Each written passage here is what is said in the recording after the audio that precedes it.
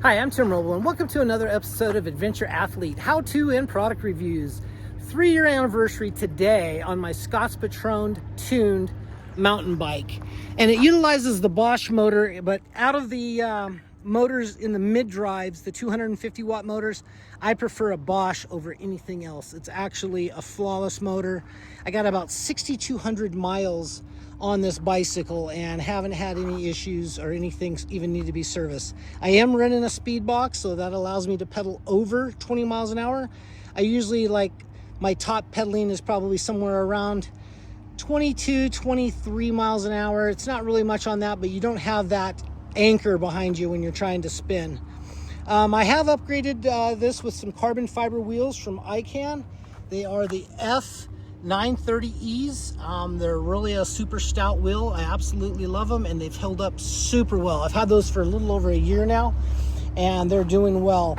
I have upgraded the seat post to a electric dropper from RockShox. That thing is phenomenal, and I've been putting those on all my bicycles because they're just really well, cleans up things, and they just work flawless. I have upgraded this with the SRAM shifting. It's wireless also. It kind of gets rid of the cables and cleans things up. The shifting is really good on this, so that's my second Eagle drivetrain on this. It was time to upgrade because that was getting mighty worn, and I believe I'm on my 5th or 6th chain and 5th set of cassettes. I have upgraded the brakes on this bike to the Magura MT7s. I absolutely love these bikes, and I run that on all of my mountain bikes as well as the full floating rotor. I really like that. I was a little leery on the carbon fiber. I've had 4 previous e-mountain bikes to this, and I've broken 3 of the frames.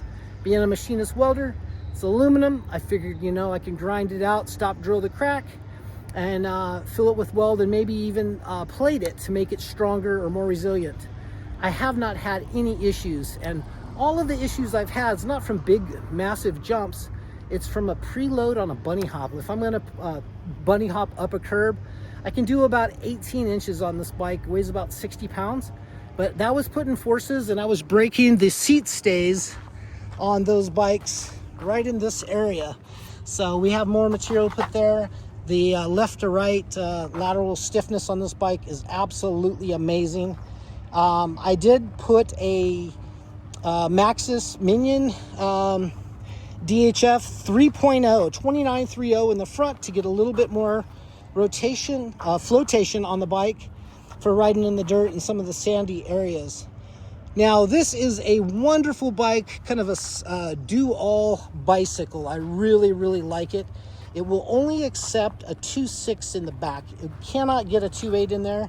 You can kind of see how close all that is, but it is what it is, and I haven't had any issues with the 2.6 other than I prefer a little bit more flotation. I have 3 e-bikes, 3 e-mountain bikes, the Giant Rain, the Scott's, and the Fat Cat Ibex, Quiet Cat Ibex, a fat tire, 4.8. And that's the one I travel with. It's got the 1,000 watt Bafang motor on it. I really like that bike because it allows me 100 miles range versus this one's about 70. 1,000 watt motor versus a 250. I don't really care so much about that. I train off a heart rate. Try to stay in my zone 2 a lot, although I'll do some peaks and some intervals. 155, 165 in there, but I tend to want to stay between 135 and 140 on a pedal out. Today's a hot day. You kind of look out. It's going to be 101 today. It's currently about 99, I'm going to guess. And I got a little late start, and that's another great thing about the e-mountain bike. I'm 16 miles from home. I rode here in Eco, and you get to come to cool places like this where I have like a little off-road deal. I got some jumps and stuff back there that I like to do, but I just absolutely love the view. And another thing I really love about the e-bike is if you are in a situation where you run into trouble, you run into that headwind, you're 16 miles in your ride, you're coming back with the headwind, and you're like, oh my God, am I gonna make it? You can simply just turn it up and still run your same heart rate. And by the way, I've run my highest heart rate on this bike when I was in turbo and just hammering down. Had a guy that wanted to come buy something, and he had a limited time, so I had to get back quick. And I think I ran like a 168 heart rate for about 35 minutes getting back on this. So it's all relevant to the effort you put in. E is not a cheater bike. I'm not competing with anyone. I'm just trying to be the best version of myself. Absolutely love this. My other stable is I have Sava carbon bikes. I have a carbon Aurora road bike, which is a great bicycle. I have their gravel bike, the Hulk 6.0, and then I have their full suspension mountain bike. So I love to ride bicycles, and this is kind of my go-to when I'm at home. Like I said, my travel bike is a little different, but this next year I am going to try to do 365 days logged on Strava for a bicycle ride, and we'll see how that goes, but that's going to be the goal. If you got questions or comments about this bike, I have to rate this bike just straight up a 10 out of 10. You don't really see me say that, but I had to do 0 service. I haven't broken the frame. I've done some pretty big stuff on it, and for my 222 pound body, I'm super impressed that the bike is held together as well as it has. No service issues. I broke a rear wheel on it, so that kind of shows you a little bit of the abuse I put stuff through, but this bike is 2 thumbs up and a straight 10, and I would buy it again.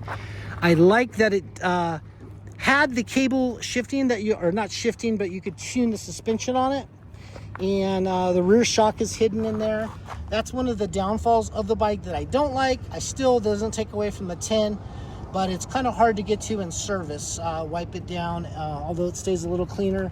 You still need to check things out, but I got the cables off. I just run one setting, and you can see my bars are pretty clean setup up here with the wireless, and just pretty much the brake cables going on. So if you have questions and comments about e-mountain bikes, bicycles, anything, hit me up down below. I'm always here to help. I love the community, and I absolutely love people. That's going to be it for now. I'm Tim Roble. Catch you here next time.